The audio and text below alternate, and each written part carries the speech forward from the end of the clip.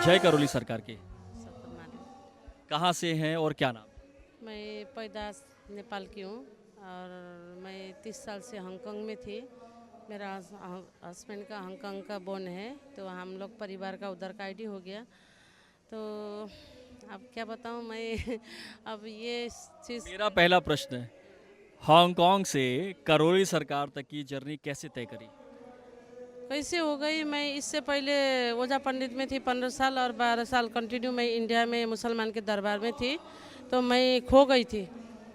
ये क्या हो गया था कि मैं पहले चर्च में क्रिश्चियन में भी जाएगा तो ठीक होगा, क्रिश्चियन भी हो गई थी। तो मैं ये दरगाह से मेरा दिमाग में क्या उन लोगों ने भूत चढ़ा दिया, आप मुस्लिम होंगे तो आपका परिवार ठीक होगा। तो मैं हज करने भी तैयार थी, मुसलमान होने के लिए भी मैं तैयार थी उस समय। तो मैंने 3 दिन वीडियो देखी, एक भाई ने वीडियो भेज दिया। तो मैंने वीडियो देखते देखते मेरा रात भर नींद नहीं आता था, वो वीडियो मेरे फेस में गिर जाता था। फिर मैं उठ के वीडियो देखती थी। मैं एकदम परेशानी में थी। मेरा बेटी बहुत बड़ा संकट में थी कि हमारा परिवार सुसाइड करने लायक हो गया था। हम लोग, मेरे बेटी, दामाद, मैं। ऐसा क्यों? ऐसा क्योंकि जो मेरे बेटे ने 12-13 साल से एक कंपनी में हांगकांग में काम करती थी, तो मैनेजर थी। तो कंपनी वाला ने मेरे बेटी ने अपना बिजनेस शुरू किया।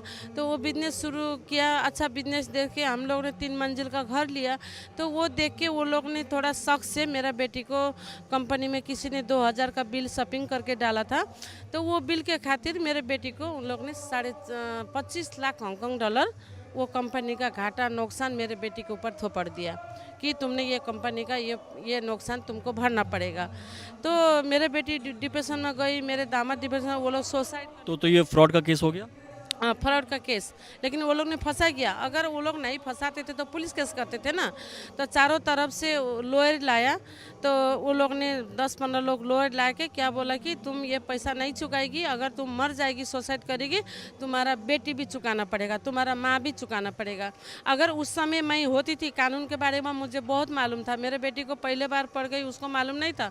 तो मेरा दामाद, मेरा बेटी डर गया। तो वो लोग क्या बोला, ठीक है हम पैसा दे देंगे, आप क्या करेंगे। अब उन लोग के पास रास्ता नहीं था। आके मेरे साथ 2-3 दिन बेटी नहीं बताया। मेरा बेटी का कंडीशन नाजुक होते गया तो बेटी सुसाइड करने तक पहुंच गई। तो मैंने बोला, बेटी ने बताया, मैंने बोला चलो बेटा मैं पैसा जाओ, मैं नेपाल जाके ज़मीन बिक्री करके दूंगी। तब उस समय मैं बहुत परेशान, मैं 15-20 दिन खाना नहीं खाया। मैं खाली मुसलमान को प्रार्थना करती करती थी। मैं पैगम्बर का उन लोग का वीडियो देखती थी।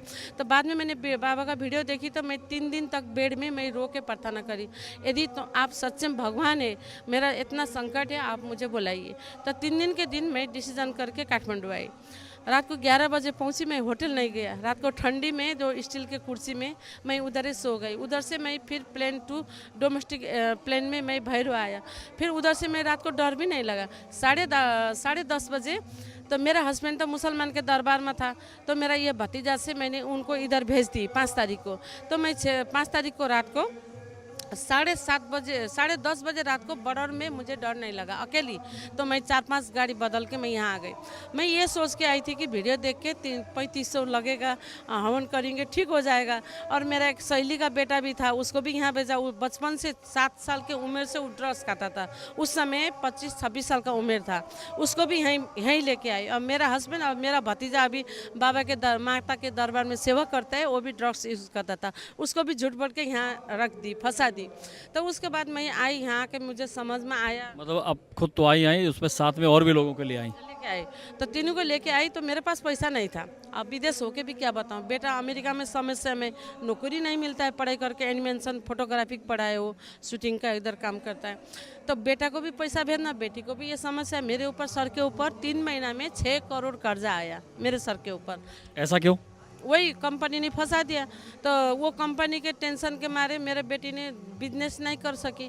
तो हम लोग बिजनेस लिया था, तो महीने का 35-30 लाख भर के 13 महीना तक 35-30 लाख भरना पड़ता था। तो वो भी घाटा तो है। तो फिर इस करके मेरा कर्जा इतना हो गया, अभी भी है स्टिल। तो मैं यहाँ आने के बाद 9 डेज हवन एक दिन करेंगे, ठीक हो जाएंगे, ये सोच के आई थी। यहाँ आने के बाद मुझे पता चला कि 1 डे करना है। अब मुझे तो ठीक होना है, क्योंकि मैंने उससे पहले मुसलमान के दरबार में मैंने 4-5 करोड़ पैसा मैंने लुटा चुकी थी।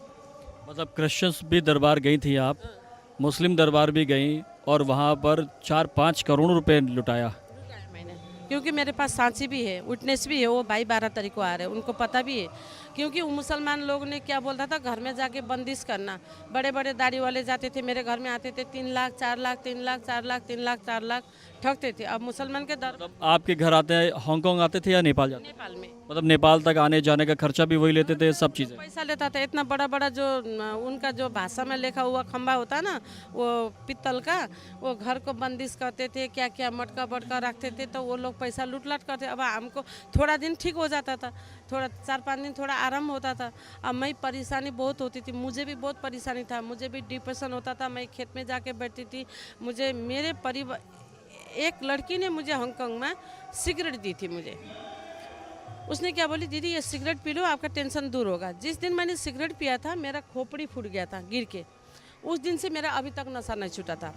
तो मैं खेत में जाके सिगरेट पीती थी, खेत में बैठती थी, रात को उठ के रोती थी, एकदम दिल धक धक धक धक।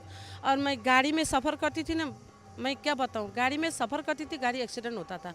बाइक में बैठती थी, ऐसे हाईवे रोड में इतना मोटा मोटा सांप आके रास्ता छेकता था मेरा। और मैं रास्ते में चलती थी बिल्ली। और मेरे जीवन का कहानी मैं याद करना नहीं चाहती।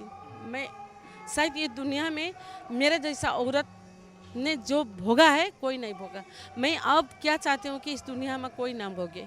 इसलिए मैंने जो दुख उठाया, मैं किसी का दुख नहीं देख सकती हूँ।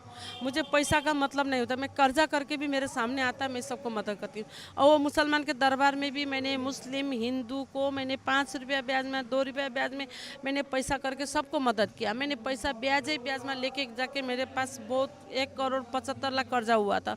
फिर मैं हांगकांग जाके वो कर्जा कैसे चुकाई मुझे पता नहीं। मतलब लोगों की मदद भी करती हैं, ब्याज पे खुद पैसा उठा के लोगों की मदद कर देती हैं। ये कौन सी तरीका है? ये कैसी भक्ति है? होता है भैया, मैं भगवान को ये प्रार्थना करती हूँ कि मैं आज ये अभी मदद करूँगी। अब मेरे पास अब मदद करने का कोई नहीं है। आज एक को मदद करती हूँ, दूसरा कल आ जाता है मेरे पास। कैसे आता है मुझे मालूम नहीं।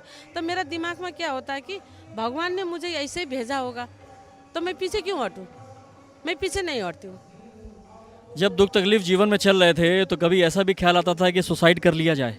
सुसाइड तो मैंने 5-6 बार दवाई खाई थी मरने के लिए, सुसाइड नहीं हुआ। मैंने बच्चे को भी जहर खिलाया था, क्योंकि घर परिवार का साथ सपोर्ट नहीं था। मेरे पति ने 4-5 शादी करके घूमता था।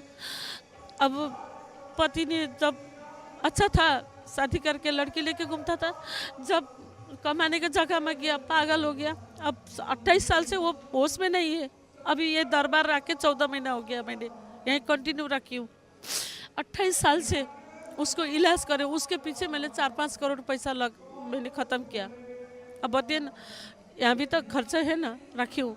अब मुसलमान के दरबार में कंटिन्यू रखी हूँ, लेकिन उनने मुझे तलाक दिया। 18 साल हो गया मेरे पति ने अदालत में।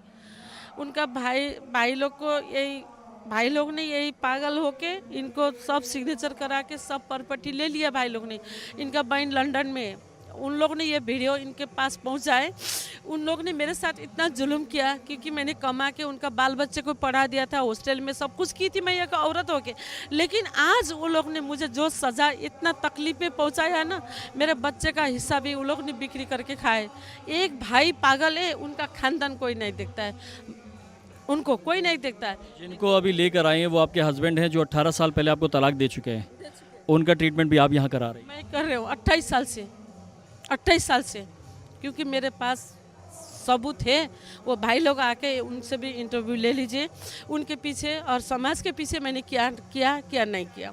मैं झूठ बोलना नहीं आता है, मैं किसी को भी पीछे नहीं हटती हूँ। अब मेरा कर्जा था, मैंने ऐसा कर्जा था मेरा बेटी के खातिर, अभी फंसा दिया गया है। लेकिन मैंने बाबा से यही प्रार्थना करी हूँ कि मेरे नेपाल में एक प्रॉपर्टी है, वो बिक्री करना आई हूँ। गुरुदेव ने मुझे ये बोला था, बेटा तू जा, जो न सोचा वो काम होगा। इस बात का मैं इंतज़ार हूँ गुरुदेव से। गुरुदेव पास ये वीडियो पहुँच जाए, मेरा ज़मीन बार पक्का हो जाता है। 8 करोड़ का ज़मीन है, 4.5 करोड़ में पक्का हो गया, फिर कैंसिल हो गया। मैंने बाबा से प्रार्थना किया, बाबा क्योंकि अभी नेपाल का सिचुएशन ये है, ज़मीन बिक्री करना पूरा कैश पैसा नहीं देता है, पहला 50% ज़मीन देना होगा, किस्ता में पैसा देना। तो मैंने दरबार को प्रार्थना करती हूँ, बाबा मेरे को ऐसा ज़मीन बिक्री हो रहा है, अगर मैं फंस जाऊँगी तो मुझे बचा लीजिए। तो पक्का होता है, फिर कैंसिल होता है, क्योंकि उन लोग का नीयत खराब है। अभी भी मैं पक्का करके आया, नीयत खराब है। मैंने एक मन्नत मांगी हूँ बाबा से क्योंकि मेरा ज़मीन बिक्री होगा, मेरा बेटी का समस्या समाधान करूँगी। 1 से 51 किलो घी का लड्डू और मामा बाबा के लिए जो नेपाल से बस्तर और श्रृंगार का सामान, और मैं दुल्हन का जगह सजा के एक बाजा के साथ मैं आना चाहती हूँ। ये मेरा मन्नत मैंने मांगा था। एक आदमी मेरे पास आया ज़मीन खरीदने के लिए, सुनिए अभी ये रियल कहानी है। उसने इतना चकमा दिया, मैंने उस समय थोड़ा मेरा मेंटली थोड़ा डिस्टर्ब था। मैंने एक 3-4 महीना पहले बाबा के दरबार आने के बाद मैंने प्रार्थना नहीं किया बाबा से मुझे प्रार्थना करने चाहिए था, है ना। तो वो आदमी ने ऐसा चकमा दिया, मेरा ये भतीजा का हांगकांग का वीसा का प्रोसेस था, कैंसिल हो गया, ये टेंशन में हो गया। उस आदमी ने मुझे ऐसा चकमा दिया, 3 करोड़ का चेक मेरे पास है अभी भी। 3 करोड़ का चेक देके 8 लाख रुपये ठगी करके लेके गया। उसने ठगा, फिर मैंने उसको ठगा कि भैया 3 आपका चेक दीजिए, मेरा चेक ख़त्म हो गया। एक आदमी ने बताया उसका चेक ले लो, तो 9,30,000 का चेक मैंने ली हूँ, 8 लाख मेरा कैश ठग के गया। तो मैंने दरबार को एक वीडियो बना के डाली अपने आप रूम में। अब मैं बाबा मेरा ज़मीन बिक्री हो गया, मेरा काम सब कुछ हो गया, मैं बाराती के साथ आ रही हूँ करके मैंने वीडियो बना के डाला। लेकिन वो आदमी मेरा पैसा ठगी करके गया। तो मैंने बाबा माँ से प्रार्थना करी हूँ। परसों वो आदमी मुझे फ़ोन करके, उसको झटका लगा, पैरालाइज जैसा हो गया, यहाँ पट्टी बांध के दाढ़ी वाड़ी बना के मुझे फ़ोन किया। क्या बोलता है कि बहन जी मैंने क्या बोला था, मैं एक दरबार के भक्त हूँ, मैं किसी को बुरा नहीं करती हूँ, अगर मेरे को कोई ठग लेगा तो बाबा नहीं बख्शेंगे। मैंने वो बात उसको बोला था। तो उसको याद आया, अभी मेरे को क्या बोलता है, बहन जी मुझे अगर मैंने आपसे इतना गलती किया, मुझे माफ़ कर दीजिए, मैं सुसाइड करके मर जाऊँगा, तो मुझे बदुआ नहीं देना, बाबा से प्रार्थना कर देना। मैंने बोला किसी के लिए प्रार्थना यहाँ नहीं कर सकते हैं। मैंने बाबा से तुमको मरने का, चोट लगने का, एक्सीडेंट होने का प्रार्थना मैंने नहीं किया, क्योंकि इस समय 8 लाख रुपया 8 करोड़ है मेरे पास, इतना समस्या है। आपने दूसरे का पैसा ठगी करके लेके गया, मुझे फंसा दिया, वो कर्जा था मैंने चुका दी, लेकिन मैंने बाबा माँ से प्रार्थना करी थी। अब वो सज़ा ऊपर वाला ने दिया, अगर तुमका ये कर्म भोगे मुझे नहीं मालूम, ये तुम्हारा कर्म भोगे, मुझे ठगा। अगर तुम माफ़ी मांगना है दरबार में आके माफ़ी मांग लो, पैसा तो मैं माफ़ी कर लूँगी, लेकिन माफ़ी यहाँ आके मांगो। आएगा बोला, आएगा नहीं आएगा, वो ठगी करके गया।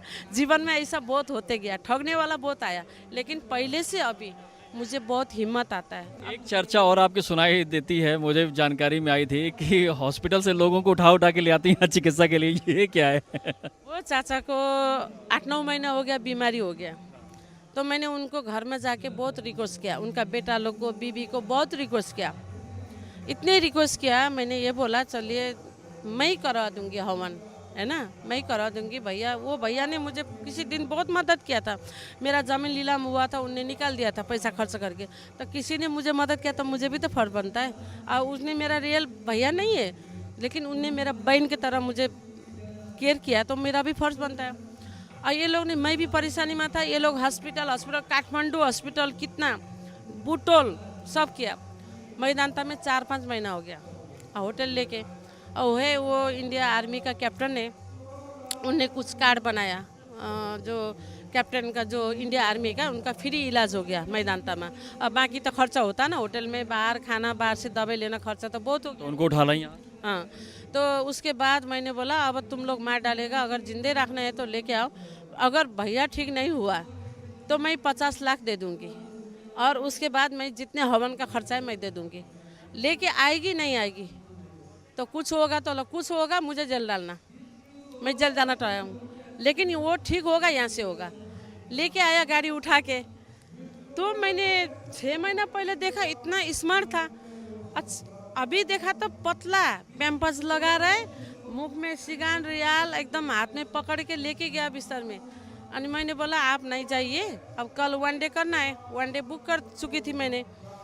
तो भैया बोला हम जाएंगे इधर एक दर्शन करना, उनका मन हो गया, यहाँ आया।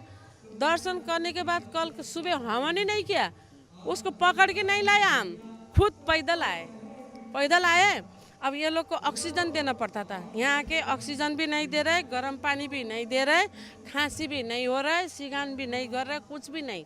अभी खाना जो भी खाना मिल रहा है 3-4 बार खाना खाता है। अभी उनका बीबी छोड़ के गई कुछ काम से, अभी मेरे पास अकेले है भैया, तो मैं अकेले पैम्पर्स, मतलब पेशाब थोड़ा कंट्रोल नहीं होता है तो पैम्पर्स खुद लगाते।